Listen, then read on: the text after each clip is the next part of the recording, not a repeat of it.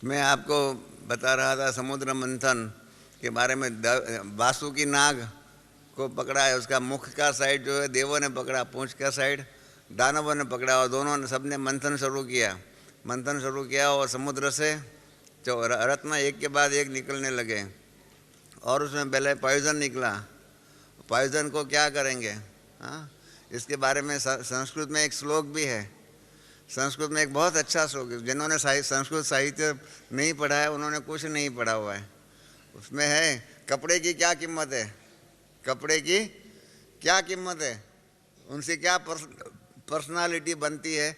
ऐसा कवि को एक प्रश्न पूछा गया, कपड़े की क्या कीमत है? तो इन्होंने बताया, कवि ने बताया कि कपड़े की बहुत कीमत है। दिगंबरम ददाति हला हल, संस्कृत में कहते हैं, मतलब शंकर दिगंबर, कपड़ा पहना हुआ नहीं। आप जानते हैं कौपिनधारी शंकर होता है, तो उसकी बेचारे की पर्सनालिटी नहीं है, तो इसके लिए उसको पॉइजन मिला। और पीताम्बरम ददाति लक्ष्मी ही, विष्णु फुल्ली ड्रेस, फैशनेबल, पीताम्बर आदि, कितने जेवर आदि पहना हुआ, पक्का प्योर। सबसे ज़्यादा में ज़्यादा फैशनेबल कोई हो तो विष्णु है। कितनी ज्वेलरी कितनी पहनी हुई होती है विष्णु के ऊपर, चित्रों के ऊपर। आप जा कर के देखो, हमारे लंदन के लिए हम लोगों ने बनवाया है इंद्र शर्मा के द्वारा चित्र, कितनी ज्वेलरी पहनी हुई है, कितनी महंगी ज्वेलरी है। उसको देख करके उसको लक्ष्मी मिली, तो इसलिए पीताम्बर पहना हुआ तो लक्ष्मी मिली। बेचारे शंकर ने कुछ नहीं पहना था, इसके लिए पॉइजन मिला। ऐसे संस्कृत में श्लोक है। कहने का तात्पर्य यही है कि समुद्र मंथन जो हुआ, रत्न उसमें से निकले हैं, और आगे चल करके यही होगा। अभी तो खाली इतना सुनामी वेव्स हुआ, 10 फुट रेती आ गई। आगे चलकर समुद्र के अंदर अनेक प्रकार की बातें गई हुई है। आपको मालूम नहीं होगा, रॉबर्ट क्लाइव करके एक गवर्नर था हिंदुस्तान के अंदर आया हुआ था, रॉबर्ट क्लाइव, जिसने वहाँ पर बंगाल के साइड में रहा हुआ था, और उन्होंने ही बहुत कूटनीति आदि अपना करके बंगाल के कई स्थान जो है उसके ऊपर अपना कर लिया, और वहाँ पर ही युद्ध हुआ। उसमें कौन सिजाउद्दौला या किसका था, उसके वहाँ उनका वजीर था अमीचंद, और अमीचंद जो है वो रॉबर्ट क्लाइव के साथ आ गया, और बेचारा वो हार गया, और उसके आधार पर अंग्रेज लोगों ने पहला अपना किला जो है बसाया था। इस प्रकार से उसने बहुत कुछ करप्शन में बहुत कुछ सोना इकट्ठा किया हुआ था, और वो सोना इकट्ठा हुआ जब वापस वो इंग्लैंड जा रहा था, वो उसका रॉबर्ट क्लाइव के जीवन चरित्र पढ़ने जैसा है। उसने बहुत सोना इकट्ठा किया हुआ था, एक जहाज भर कर के सोना इकट्ठा किया था। इतना इकट्ठा सोना उसके पास था। अब वो इंग्लैंड में साथ में लेके जाएंगे तो पकड़ा जाएगा, वहाँ की पुलिस उसको पकड़ लेंगे, ये तुम इतना सोना कहाँ से लाया। इसलिए उसने क्या किया कि एक जहाज में बैठ कर के वो गया रॉबर्ट क्लाइव, और दूसरे जहाज में सारा सोना भर कर के लेके गया था ना, वो उसने उसमें रखा, और कहा कि 3-4 दिन के बाद वो निकला। उसके बाद उसका दूसरा पानी के जहाज में वो सोना निकला। वो तो वहाँ पर पहुँच गया, परंतु जो सारे जहाज भर कर के जो सोना था ना, वो सोना का जहाज जो है ना, गोल्ड वाला जहाज, वो पानी में डूब गया। जब उसको वो इंग्लैंड में मालूम पड़ा तो वो उसने कहा, अरे क्या हो गया, मेरा सारी संपत्ति पानी में डूब गई। और उसके कारण वो रॉबर्ट क्लाइव ने अपने को गोली लगा करके अपनी आत्महत्या कर दिया। ऐसा कहानी है। कहने का तात्पर्य यही है कि एक रॉबर्ट क्लाइव के पास सारा जहाज भर कर के उसने सोना यहाँ पर करप्शन में इकट्ठा किया था, तो पानी में चला गया। ऐसे बहुत सी संपत्तियाँ समुद्र में हैं। जो बाबा कहते हैं ना सोने के महल आदि बनेंगे, वो सोना कहाँ से आएगा? जो समुद्र में गया हुआ है वो सारा ही उस टाइम पर आएगा। बहुत कुछ समुद्र से वापस मिलने वाला है। तो कहने का तात्पर्य मेरा यही है कि समुद्र के साथ, पानी के साथ, डिज़ास्टर के साथ, ये पृथ्वी के कनेक्शन के, शास्त्रों के कनेक्शन के 3-3 अवतार हैं। तो ऐसे अवतार के साथ हमारा क्या कनेक्शन है? यही है कि ऐसा वेव्स आ जाए। हमारे पास एक मूवी है, उसमें फ़ोटो आए हुए सारे ये विनाश के।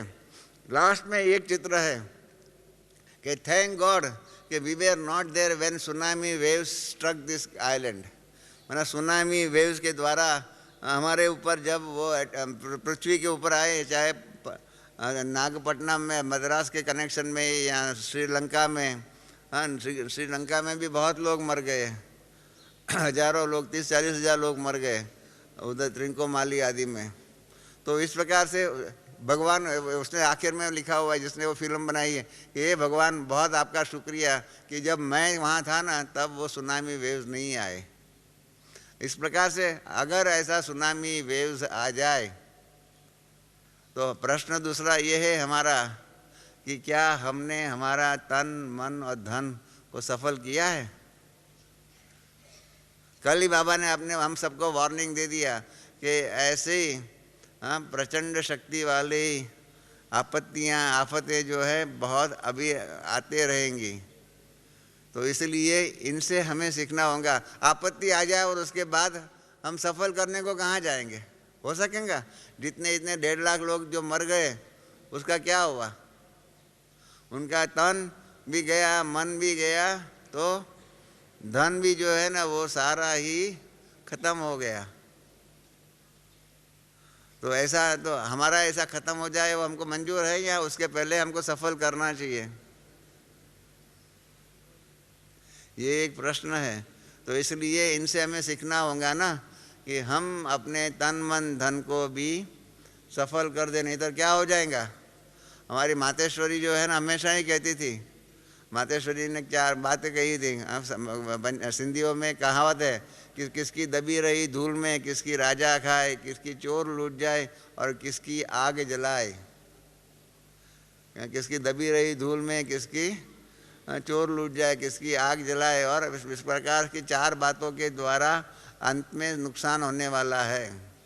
दबी रही धूल में माना अर्थक्वेक आदि जो भी है, इनके द्वारा जो भी हमारी चीज़ें सब खत्म हो जाए, चोर लूट जाए, राजा ले जावे या अग्नि के द्वारा खत्म, जल के खत्म हो जाए, इनसे पहले हमें अपना सफल नहीं करना चाहिए।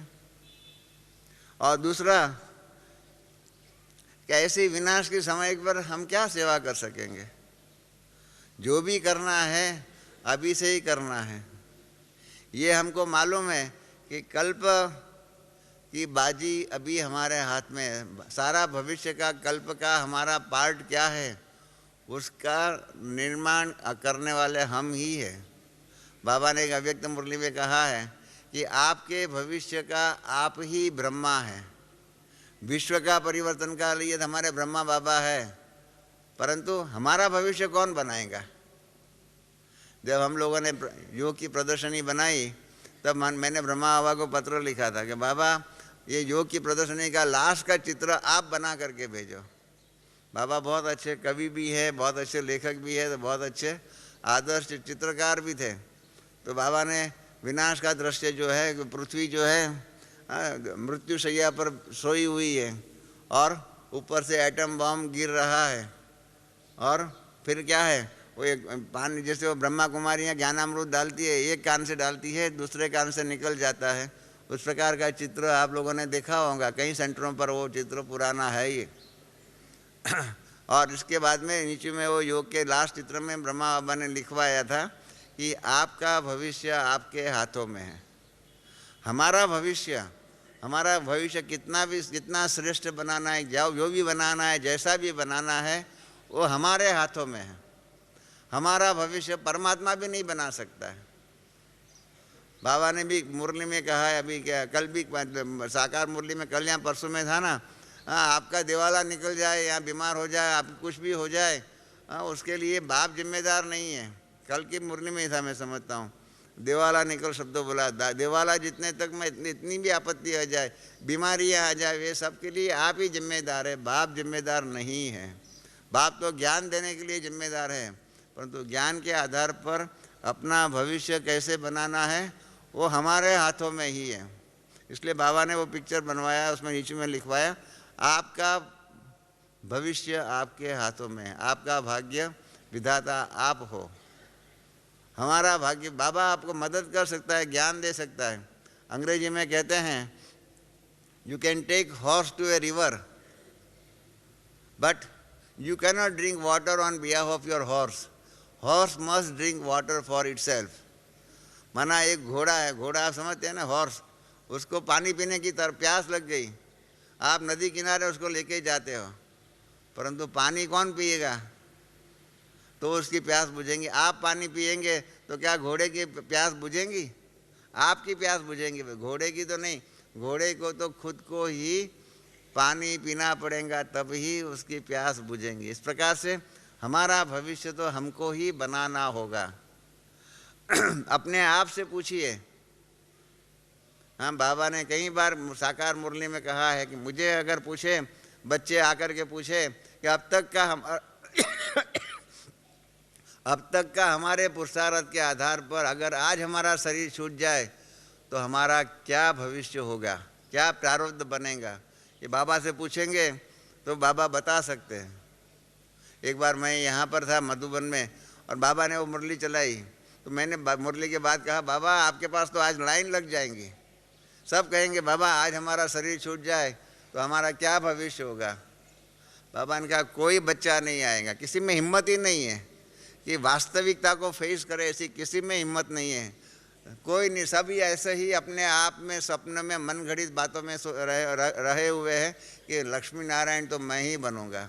बाबा ने कहा तो अच्छा हुआ कि पहला लक्ष्मी नारायण की तो सीट नक्की हो गई है, नहीं तो सभी ऐसा ही समझते कि मैं ही पहला नंबर लक्ष्मी नारायण बनूंगा। ऐसे ही ख्वाब में सब रहते हैं, कोई वास्तविकता को फेस करने के लिए तैयार नहीं है, कोई मुझे पूछने को नहीं आएंगे। और फिर मैंने संतरी दादी को भी पूछा बाद में जाकर के कि कितने लोग पूछने को आए बाबा को। बाबा ने, जो संतरी दादी ने भी बताया, किसी ने भी पत्र भी नहीं लिखा कि बाबा आज आपने जब कहा है कि आज हमारा शरीर छूट जाए तो हमारा क्या भविष्य होगा, वो हमको बताइए। ऐसा वास्तविकता का सामना करने के लिए किसी में भी हिम्मत नहीं थी। उस समय के जितने भी बहन भाई थे, किसी ने भी बाबा से नहीं पूछा। ये करुण वास्तविकता है कि हम वास्तविकता से दूर भागते रहते हैं, दूर रहते हैं और अपने आप को ख्वाब में रखते हैं। क्या जब बाबा क्लास में सवाल पूछते हैं कि लक्ष्मी नारायण बनेंगे या राम सीता, तो सब लक्ष्मी नारायण के लिए हाथ खड़ा करते हैं। परंतु प्रश्न ये है कि हमारा वर्तमान, अपने आप से पूछिए। मैं बाबा ने आगे चल करके यही हमको कहा कि सब बच्चे अंदर से जानते हैं कि अपने पुरुषार्थ के आधार पर क्या उनका भविष्य का पद होगा। कोई बाबा के पास पूछने के लिए क्या ज़रूरत है, सब जानते हैं अपने अंदर कि अपना पुरुषार्थ के आधार पर, इतना पुरुषार्थ के आधार पर क्या वो प्रजा बनेंगे, साहूकार बनेंगे, रॉयल फैमिली में आएंगे, या राजा रानी बनेंगे, या विश्व महाराजा महारानी बनेंगे। सब अंदर से जानते हैं। अपने आप से पूछिए कि इतना जितना भी सेवा किया है, जितना भी अपना तन मन धन सफल किया है, उसके आधार पर क्या हम विश्व महाराजा विश्व महारानी बन सकते हैं? अब नहीं करेंगे तो कब करोगे? पिछली मुरली में बाबा ने कह दिया कि भी चलने के ही नहीं है, अभी तो समय पर मंजिल पर पहुंचना है, तो उड़ती कला होनी चाहिए। कहाँ तक और कितने तक हमारी उड़ती कला हुई है? अपने आप से पूछो। उड़ती कला नहीं की हुई है तो हम, जो हमारा श्रेष्ठ पुरुषार्थ है, प्रारब्ध है, वो कब बनेगा? बाबा ने तो ये भी कहा हुआ है कि अभी का पुरुषार्थ के आधार पर सत्युग के आदि रतन माना पहला जन्म से आना चाहिए। एक बार अव्यक्त बाप दादा के सामने एक माता रो रही थी, तो बाबा ने उनसे पूछा, अव्यक्त बाप दादा ने, कि बहन के बच्ची क्यों रो रही है? तो वो बहन ने कहा कि बाबा मैंने आपको साकार में नहीं देखा इसलिए मैं रो रही हूँ। आप में से भी कई ऐसे बैठे होंगे जिन्होंने साकार ब्रह्मा बाबा और मातेश्वरी को नहीं देखा होगा। तो आप जैसे वो भी थी, वो रो रही थी। तो बाबा ने कहा कि अभी क्यों रो रही है? अब तो तू साकार में मुझे मिल रही है, फिर क्यों रोती है? तब बाबा ने उसको कहा कि कई ऐसे बहन भाई है कि वर्तमान का सुख भूतकाल की दुखी की बातों के आधार पर वर्तमान का सुख नहीं अनुभव कर सकते हैं। पिछली बातों के आधार पर बाबा साकार को नहीं देखा समझ करके रो रही थी, और साकार में सामने में अव्यक्त बाप दादा गुलजार दादी के तन में उनको मिल भी रहे, वो मिलने का सुख नहीं ले रही थी, परंतु नहीं मिली उसका दुख का अनुभव कर रही थी, रो रही थी। ऐसे कई हमारे महारथी भाई बहन हैं, रो रहे हैं भूतकाल की बातों को याद करके। भूतकाल को बिंदी लगानी चाहिए, वो नहीं कर सकते, ये वास्तविकता है। और फिर बाबा ने उस माता को कहा कि बच्ची अभी भी मार्जिन है, अभी भी मार्जिन है कि सत्युग के आदि से सृष्टि पर आने का पुरुषार्थ करो। अगर वो भी पुरुषार्थ नहीं किया और पहले नंबर पर पहले जन्म से पहले सृष्टि की आदि से नहीं आई तो क्या हो जाएगा। बाबा ने बहुत सुंदर शब्दों में उसको सावधानी दिया। तो कहा हमेश के लिए सारा ही कल्प, हर कल्प तुम ब्रह्मा और सरस्वती को या लक्ष्मी और नारायण को चित्रों के रूप में, चरित्रों के रूप में या मूर्तियों के रूप में ही देखती रहेंगी, उनके साथ साकार में अनुभव नहीं कर सकेंगी। अपना मेरा प्रश्न आप सबके यही हमने स्पार्क में भी डिज़ास्टर के ऊपर रिसर्च की हुई, उनके कई पेपर हमारे पास छपे हुए हैं, अंग्रेजी में भी है, हिंदी में भी है। आप जाना ऊपर स्पार्क की ऑफिस में, उसमें है कि सत्युग की आदि से पहले नंबर से पहला जन्म से ही हमको अपना जीवन बनाना है श्रेष्ठ, तो हमको क्या पुरुषार्थ करना चाहिए। वो पुरुषार्थ की सारी बातें उसमें लिखी हुई, उसके आधार पर अपने आप को नक्की करो कि ब्रह्मा सरस्वती को हमने साकार में नहीं देखा, परंतु तो लक्ष्मी नारायण को तो देखे। 16 कला संपूर्ण नहीं बनेंगे तो क्या हो जाएगा। करीब 6-8 मास पहले साकार मुरली के अंदर बाबा ने एरिथमेटिक ऑफ बाबाज नॉलेज, गणित शास्त्र, बाबा का ज्ञान का गणित शास्त्र बताया था। बाबा ने उसमें कहा था कि सतयुग की शुरुआत में 16 कला संपूर्ण है, त्रेता की शुरुआत में 14 कला संपूर्ण है, द्वापर की शुरुआत में 8 कला है, और बाद में चलते चलते अभी तो जैसे चंद्रमा की सामान्य कला रह जाती, इतने अभी कलयुग में हो गए हैं। तो शुरू की जो दो युगों की कलाओं के बारे में बाबा ने कहा कि पहले सतयुग में 8 जन्म हैं, 8 जन्म में 2 कला कम होती है। गणित, सारा गणित बताया था बाबा, एरिथमेटिक भी सिखाता है हम बच्चों को। तो 2 कला के लिए 1250 वर्ष, माना 14 कला संपूर्ण आप बने तो सतयुग में नहीं आएंगे। आप कहाँ से आएंगे, त्रेता युग से आएंगे। माना 2 कला कितनी कीमती है हमारे जीवन के लिए, हमारा भविष्य के लिए, कि 2 कला अगर कम रहे, 14 कला संपूर्ण बने तो पहले 8 जन्म चले जाएंगे। तो लक्ष्मी नारायण को मिल सकेंगे। हाँ, किसको मिलेंगे, राम सीता को मिल सकते हैं। अगर त्रेता में भी 14 कला भी संपूर्ण बने तो भी राम सीता को मिल सकेंगे, लक्ष्मी नारायण को नहीं मिल सकेंगे। अरे 15 कला हुआ तो भी क्या होगा, 2 कला में 1250 वर्ष, तो 1 कला का 625 वर्ष, माना 4 जन्म कम। माना पहला जन्म तो नहीं, पहले 4 जन्म, पहला लक्ष्मी नारायण, दूसरा, तीसरा और चौथा चले गए, और 5वें लक्ष्मी नारायण को आप देख सकेंगे। 15 कला संपूर्ण बने तो कितना महीन पुरुषार्थ करना चाहिए, कितना तीव्र पुरुषार्थ करना चाहिए। उसके ही आधार पर हम सतयुग की आदि प्रजा में आएंगे। फिर प्रजा में से ज़्यादा पुरुषार्थ करेंगे तो साहूकार, फिर उसमें करे तो रॉयल परिवार, उसमें से ज़्यादा परिवार पुरुषार्थ करे तो विश्व महाराजन। इतना तीव्र पुरुषार्थ है। बाबा ने ऐसा ही कहा, एक अव्यक्त मुरली में, साकार मुरली में भी सब में कहा हुआ है कि श्रेष्ठ पद पाना वो कहीं मासी का घर नहीं है। इसलिए तीव्र पुरुषार्थ तो करना ही होगा, तीव्र पुरुषार्थ के बिना कुछ नहीं हो सकता है। तो इसलिए कल की मुरली में जो बाबा ने जो सावधानी कही कि ऐसी बातें आने वाली है, उसके पहले क्या आप सबको लगता नहीं है कि 18 जनवरी की कल की मुरली सुन करके हमारा पुरुषार्थ हमें तीव्र करना चाहिए। ये तो आप सब मानते हो ना, आपका पुरुषार्थ, आपका भविष्य तो आपको ही बनाना होगा, या आपका भविष्य बाबा बना देगा। बाबा ने कल भी कह दिया कि मदद हिम्मत बाप, हिम्मत बच्चे तो मदद बाप। कल कहा क्या नहीं, हिम्मत तो रखनी पड़ेगी, पुरुषार्थ तो हमें ही करना पड़ेगा, तो बाप की मदद होंगी। हम लोगों ने क्या कर दिया है मालूम है? मैं बाबा को उसी टाइम पर मन में कहा, बाबा ये आपकी बात हम बच्चों ने गलत कर दिया है। हमने कह दिया कि हिम्मत है बाप तो मदद है बच्चे। ये वास्तविकता है। हिम्मत है बाप, बाबा आप हिम्मत रखो, हो जाएगा हो जाएगा, आप फिक्र मत करो। आप रोज रोज आपको ही चिंता है कि ये 5 तत्व कह रहे हैं कि हम कभी करें, एडवांस पार्टी आपको कह रही है, हमको कहाँ कुछ कह रहे हैं। हम तो एकदम, बाबा ने कहा है हमारी स्थिति एकदम अचल अडोल वो है, हमको कुछ नहीं होता है। आप कितना भी कहो हमारे ऊपर कोई फर्क नहीं पड़ता है। जिसको हमारे गुजराती में कहते हैं पत्थर के ऊपर पानी। कितना मुरली, कितनी बातें हमने सुनी हुई है, कहाँ पर हमारे पुरुषार्थ में तीव्रता आती है? आती है? अपने आप को पूछो, क्या हम तीव्र पुरुषार्थ कर रहे हैं? यहाँ पत्थर के ऊपर पानी होता है। हम बाबा ने जो लास्ट चित्र बनवाया ना, उसमें ब्रह्मा कुमारी यहाँ ज्ञान अमृत यहाँ से डाल रही है और दूसरे कान से निकल जाता है। ये किसका चित्र है? हम सबका ही चित्र है। इतनी बाबा सावधानी देते हैं। इतने कल भी कितनी सावधानी दिया, कितना प्यार से कहा, बच्चे रहम दिल बनो, कब बच्चे बेहद में आओ।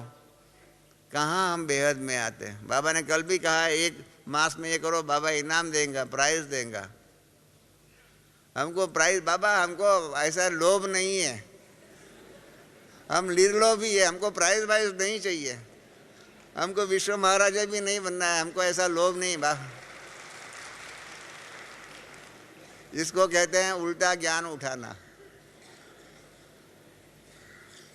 माफ़ करना जरा, मैं जरा बोलने में सख्त हूँ, मुझे बहनों के माफिक मक्खन लगा करके बोलना नहीं आता है। मैं ये नहीं कहता अरे वाह आपके सिवाय तो कोई और लक्ष्मी नारायण बन ही नहीं सकता, ऐसा मैं झूठा प्रॉमिस देने के लिए नहीं तैयार हूँ। मैं तो आपके सामने दर्पण रखने के लिए तैयार हूँ कि इस दर्पण में देख लो, मुखड़ा देख ले प्राणी तेरे। दर्पण में जो गीत है ना, इस प्रकार अपने आप को देखो और इसके आधार पर, कल की मुरली के आधार पर नक्की करो कि हम आज अगर हमारा शरीर छूट जाए, आज इस प्रकार के सुनामी वेव्स आदि जो भी है इधर आ जाए, या कहाँ भी जहाँ भी आप रहते हो आ जाए, तो आपका भविष्य क्या होगा? इन सुनामी वेव्स आदि जो भी प्रकृति की बातें जो है, जिसके आधार पर बाबा हम बच्चों को सावधान कर रहे हैं, उस सावधानी का कहाँ तक अपने जीवन में फ़ायदा लिया है। हाँ, इसलिए अब नहीं करोगे तो कब करोगे? हाँ, ऐसा चित्र है। अभी नहीं पुरुषार्थ करेंगे तो कब करोगे? समय तेजी से जा रहा है। इस प्रकार की सभी अव्यक्त मुरलियों में बाबा सावधानी दे रहे हैं। रहम दिल बनो, बाबा ने कहा हुआ है। इस सीज़न की मुरली का आप देख लीजिए, रिवाइज करिए, एक के बाद एक समान और सम्मान की बातें कही हो, वो कहाँ हमने किया है? हम तो अपने ही कारोबार में, मैं आपको सच बताता हूँ, वर्तमान की समस्याओं से हमारे दैवी परिवार के बहन भाई 85% 90% बहन भाई वर्तमान की समस्याओं में ही उसके अंदर बिजी है। उसको अपना भविष्य का कारोबार करने के लिए बिल्कुल फुर्सत नहीं है। ये वास्तविकता है। बाबा ने लोभ के बारे में कहते हैं ना, बाबा ने तो लोभ के बहुत सुंदर परिभाषा दिया है कि जीवन की ज़रूरत से ज़्यादा धन रखने की ज़रूरत नहीं है। इसके बदले में ईश्वरीय सेवा के द्वारा अपना भविष्य बनाओ ना, अपने पुरुषार्थ के द्वारा बनाओ, वो करो। उसके बदले में हम वर्तमान की समस्याओं से ऊपर नहीं आते, तो भविष्य का प्रारब्ध हम कब बनाएंगे? इसलिए आप सबके सामने ये बात इसलिए मैंने रखी है। मैंने बहनों को कहा कि आप मेरे को टॉपिक देते हो तो ये दीजिए कि मैं सभी भाई बहनों को कहूँ कि पुरुषार्थ में तीव्रता लाइए। समय की सावधाना सोचना, अभी तो लोग भी, अज्ञानी लोग भी मानने लग गए हैं कि विनाश हो सकता है, विनाश हो सकता है, विनाश हो सकता है। उस टाइम तो अभी हम जागे, अब नहीं जागेंगे तो कब जागेंगे? ये मेरा आपसे प्रश्न है। अब नहीं जागेंगे तो कब जागेंगे? आप ही बताओ। अब अपना जीवन तन मन धन को सफल नहीं करेंगे तो कब करेंगे? और अंत के दिनों में आप पैसा बाबा को धन ला कर देंगे, बाबा स्वीकार नहीं करेंगे। अभी भी हम कईयों का धन को मना कर रहे हैं, हमको ये नहीं चाहिए, नहीं चाहिए, नहीं चाहिए। ज़मीन कितनी ऑफ़र हो रही है, 200-200 एकड़ ज़मीन ऑफ़र हो रही है, हम मना कर रहे हैं। आज ही एक बहन का ज़मीन का आया था, मैंने मना कर दिया, मैंने कहा नहीं, हमको ज़मीन नहीं चाहिए ऐसी। फिर भी अगर आप बहुत फोर्स करते हो तो हम देखेंगे ईश्वरीय सेवा के लिए ज़मीन लायक है या नहीं। नहीं तो आपको जो भी करना हो आप करिए। आपका भविष्य को सफल करने के लिए हमने ठेका नहीं उठाया है। आपका भविष्य को सफल करना हो, आपका धन को सफल करना हो, आपको भविष्य बनाना हो, आपको ही पुरुषार्थ करना होगा। हम आपके बीच में नहीं आएंगे। हमारा ये कार्य नहीं है कि आपके तन मन धन को हम सफल करके बतावें। आपको करना है, नक्की करना है। आज ही एक प्रश्न आया, एक भाई ने लिखा है मेरा मकान है मकान अगर बेचेंगे तो 35 लाख रुपया आएगा, परंतु मैं उसमें रहता हूँ तो कैसे सफल करूँ। मैंने कहा ये आपका प्रश्न है, हमारा प्रश्न नहीं है। आप रहते हो और सफल कैसे करना चाहिए आपको नक्की करना है। अगर सफल करना है तो छोटा मकान ले लो, 35 लाख का मकान बेच दो, जितना है बाकी का धन सफल करो। बाकी 35 लाख के मकान में भी रहना है और मकान को सफल भी करना है, वो कैसे होगा? होगा सफल? अपना धन, हमारे गुजराती में कहावत है, मेरा सो मेरा और तेरा भी मेरा हम चाहते हैं। ये कैसे होगा? मेरा को तेरा करो ना, इसके बदले में हम तेरा को मेरा करने के लिए पुरुषार्थ में निकले हुए हैं। इसलिए मैंने उनको पत्र लिखा। आज मैं सुबह का ये काम कर रहा था, मैंने उनको लिखा कि भाई आपको सफल करना है तो आप जानो, हम कैसे जाने। आपको करना है, आपको अकेले हो, वाइफ मर गई है, बच्चे सब सफल बड़े हो गए, अपने आप है करते हैं। कहता है मैं 35 लाख का मकान कैसे सफल करूं मरने के बाद। मैंने कहा मरने के बाद कैसे होगा? आपके बच्चे लोग जो है उसके साथ झगड़ा करेंगे, नहीं नहीं नहीं मेरे बाप ने क्यों दिया। तो हम आपके झगड़े में नहीं पड़ने वाले। आपको अपना जितने जी सफल करो वो करो, बाद में झगड़ा होगा। बाबा ने हमको डायरेक्शन दिया है किसी के भी झगड़े में नहीं पड़ने का। हमारा ये धंधा ही नहीं है कि आप झगड़ा आप छोड़ के जाओ और उस झगड़े को दूर करने के लिए हम मेहनत करें, वो गलत बात है। आपके प्रॉब्लम्स आपको ही दूर करने होंगे। इसलिए हमने लिखा उनको कि आपको जो करना हो, मकान बेच दो, छोटा मकान लेकर के बाकी का धन सफल करना चाहो जो करो, बाकी आपके मरने के बाद आपका धन सफल होगा नहीं होगा उसका हम ठेका नहीं ले रहे। ये वास्तविकता है। इसलिए जितना हो सके, जितना जीते जी कर सकते हो सफ़र करो तन मन धन को, नहीं तो क्या हो जाएगा, बुढ़ापे में कुछ नहीं होगा। वो जो है ना शंकराचार्य ने कहा हुआ है, भज गोविंदम प्राप्त भज गोविंद मुड़मते प्राप्त सन्निधे मरणे नहीं डुकरी करने। अभी तो एकदम विनाश का नगारा सामने बज रहा है, उस टाइम तो हम जागे। कल भी बाबा ने क्या ऐसे सावधानी दिया, वार्निंग दे दिया। इनसे ज़्यादा क्या बाबा वार्निंग देगा, क्योंकि सृष्टि रूपी नाटक जो है वो रियल है, आर्टिफिशियल नहीं है। इसलिए इनसे ज़्यादा बातें बाबा हमको बता नहीं सकते हैं। इतना ही बता सकेंगे कि ऐसी आपत्तियाँ दिन प्रतिदिन अभी बढ़ती जाएंगी। इनसे ज़्यादा क्या कहना चाहिए, क्या कहेंगे बाबा? नहीं तो सृष्टि रूपी नाटक आर्टिफिशियल हो जाएगा। आपत्तियाँ जो है कोई भी आपत्ति कह करके नहीं आने वाली, ये वास्तविकता आप नोट करके रख लो। कोई भी आपत्ति आपको पहले से इन्फॉर्म करके नहीं आएंगी। इतनी ही बाबा सावधानी दे सकता है, इनसे ज़्यादा नहीं दे सकता है। और कभी आपत्ति आएंगी मालूम नहीं है।